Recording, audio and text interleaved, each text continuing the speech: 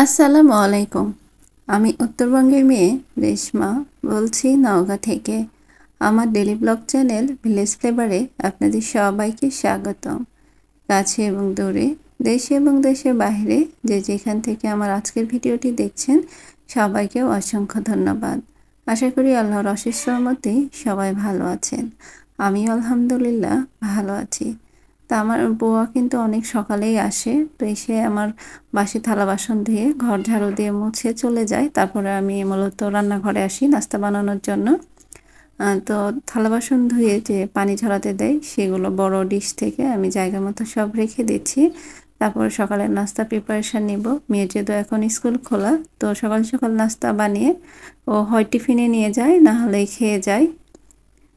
তাছাড়া প্রতিদিনের মতো রুটিটাই বেশি বানানো হয়, হঠাৎ অন্য কিছু, তো রুটি বানিয়ে নিচ্ছি। আর আজকে হচ্ছে রুটি খাবো। গতকাল হচ্ছে মুরগির মাংস রান্না করছিলাম, সেটার একটু ঝোল রয়ে গেছে। আর মেয়ে হঠাৎ করে কালো মিষ্টি খেতে চাচ্ছিল, তাই মেয়ের বাবা গতকাল নিয়ে আসছে। তো সেই কালো মিষ্টি 4টা আছে, সেখান থেকে 2টা নিয়ে নিচ্ছি। তো মেয়েকে কিন্তু খাইয়ে অলরেডি স্কুলে পাঠিয়ে দিয়েছি। এখন আমি আর হচ্ছে মেয়ের বাবার জন্য নাস্তা রেডি করে নেব। দুইজনে একসাথেই নাস্তা করে নেব। বেশিরভাগ সময় দেখা যায় যে আমার নাস্তাটা আমি একা একাই করি। মেয়েকে তাড়াহুড়া করে দিতে হয়, আবার মেয়ের বাবাও অফিস করতে করতেই যেহেতু নাস্তা খায়, পরে আমি ধীরে সুস্থে নিজের নাস্তাটা করি। তো আজকে বেশি তাড়াতাড়ি হয়ে গিয়েছিল, তাই মেয়েকে পাঠানোর পরে দুজন একসাথেই নাস্তাটা সেরে নিলাম। এখানে 4টা রুটি নিয়ে নিয়েছি, 2টা করে রুটি সকালে আসলে যথেষ্ট। তারপরে মেয়েকে স্কুল থেকে নিয়ে এসে গিয়েছিলাম গাছ কিনতে আমার ছোট ভাইয়ের বউয়ের সঙ্গে। তো ও হচ্ছে বেগুনের গাছ, লাউয়ের গাছ এগুলো কিনবে।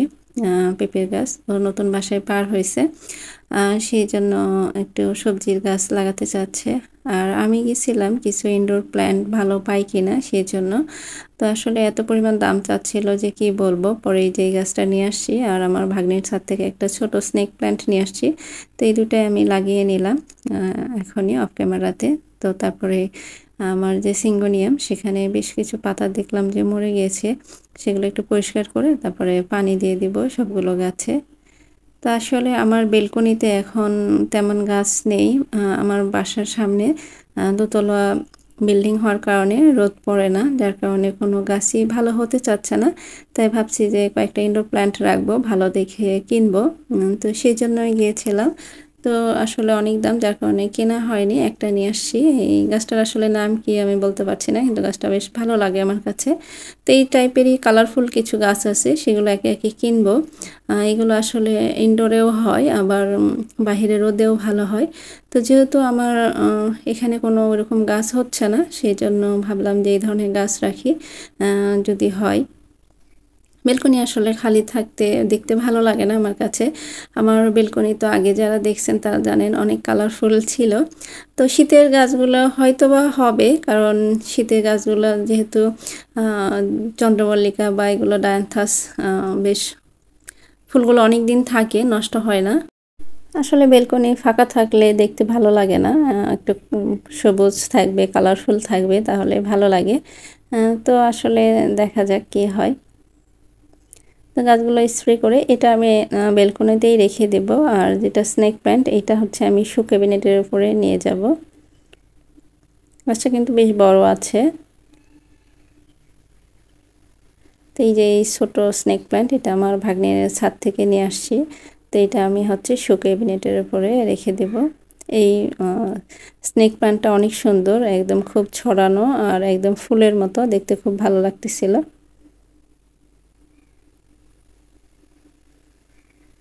মাটির এই যে পটারিগুলো কিনেছি, এগুলো একটু চ্যাপ্টা টাইপের, যার কারণে কোনো যদি ফুল ইয়েতে রাখি আর কি টবে, তাহলে সেটা বের হয়ে থাকে। যার কারণে এটাতে ছোট একটা বাটিতে আমি স্নেক প্ল্যান্টটা লাগিয়ে তারপরে ওর ভিতরে রেখে দিয়েছি। তো এখন দুপুরে রান্না করব। তো বেশ কিছু ঢেঁড়স হচ্ছে ফ্রিজে আছে, তো গাছে যে কয়টা আছে সেগুলো নামিয়ে নিলাম। আর ফ্রিজেরগুলো মিলে একটা ভাজি করে ফেলবো। আর কয়েকটা কাঁচামরিচ উঠিয়ে নিচ্ছি। তো আমার এই গাছের কাঁচামরিচের বীজ চাইছে অনেক আপুরা। তো সত্যি সত্যি যদি আপনারা নিতে চান, আমি এই গাছের মরিচ কিন্তু বেশিরভাগই পাকাচ্ছি, মানে বীজ তৈরি করবো এবং মরিচ শুকাবো। এই মরিচ আসলে খোসা অনেক মোটা, এটা যখন ভেজে ভর্তা করা হবে আমার মনে হয় যে ভালো লাগবে আর কি, যার কারণে কিছু মরিচ শুকাবো।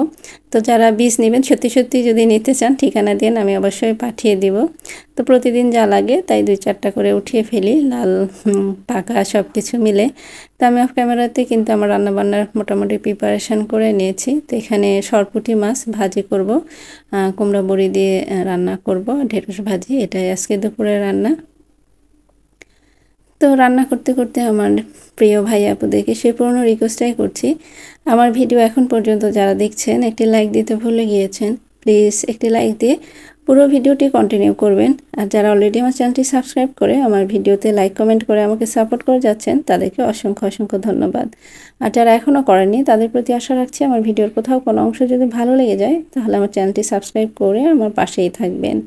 তো এখানে আমি মাছের পাশেই বড়িগুলো ভেজে নিচ্ছি। আরেকটা কথা না বললেই না, আমার কিন্তু ওয়াইটি স্টুডিওতে আমি দেখতে পাই যে আমার 80.5% হচ্ছে নন সাবস্ক্রাইবার ভিউয়ার্স যারা, তারা হচ্ছে ভিডিও দেখেন, আর 19.5% হচ্ছে সাবস্ক্রাইব যারা, তারা ভিডিও দেখেন। তো যারা আসলে সাবস্ক্রাইব না করে ভিডিও দেখেন তারা প্লিজ চাইলে সাবস্ক্রাইব করে আমার পাশেই থাকবেন, তাহলে আমার নিত্য নতুন ভিডিও কিন্তু আপনারা দেখতে পাবেন। অনেক সময় হয় যে একটা ভিডিও ভালো লাগলো দেখলাম, সাবস্ক্রাইব করলাম না, পরে দেখা যায় চাইলেও আর সেই চ্যানেলটা কিন্তু আমরা খুঁজে পাই না। তাই যদি ভালো লাগে তাহলে সাবস্ক্রাইব করে আমাদের সাপোর্ট করতে পারেন আপনারা। তো এখানে আমি মাছটা ভেজে নিয়েছি, আর হচ্ছে এখন মশলাগুলো বেশ ভালো করে কষিয়ে তারপরে পানি বলক আসলে আমি বড়িগুলো দিয়ে মেয়েকে কিন্তু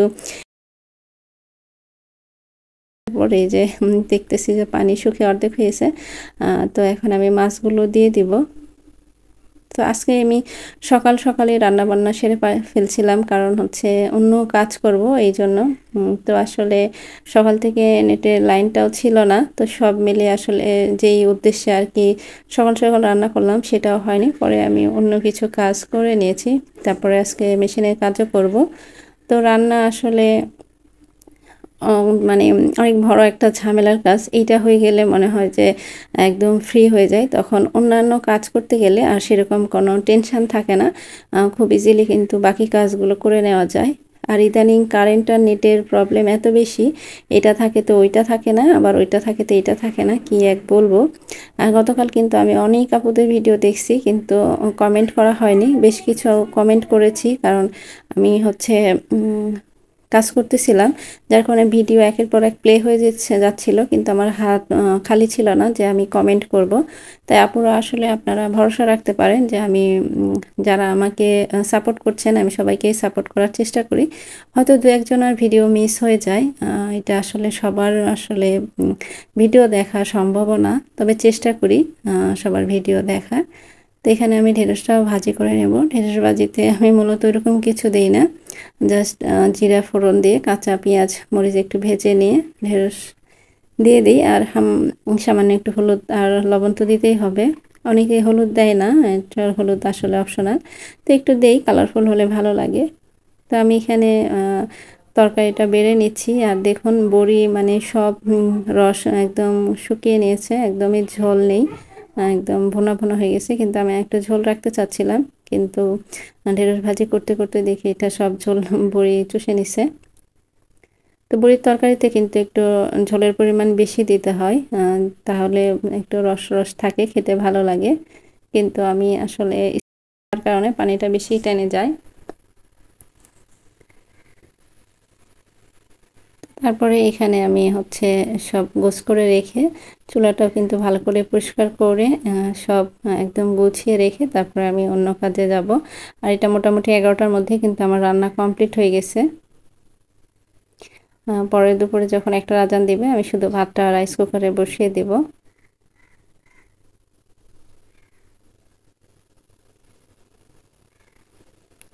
তো ঢেঁড়স ভাজিও কিন্তু হয়তো আর এক আধ দুইবার খাওয়া যাবে। গাছ একদম বড় যে গাছগুলো কেটে ফেলছে, নিচে গোড়া থেকে যে ডালগুলো বের হয়েছিল সেগুলো আছে আর কি 4-5টা। তো আমাদের গরমের যে সবজি মোটামুটি সব শেষ, এখন শীতের সবজি অল্প কিছুদিনের মধ্যেই লাগানো হবে। আর এই যে আমার ছোট ভাইয়ের বাসায় আসছি। তো ও নতুন বাসায় পার হওয়ার পরে আমরা একটা তালিম হয়েছিল মহিলাদের, তো তখন আমরা সবাই আসছিলাম বাড়ির, কিন্তু মেয়ের বাবা আসে নাই।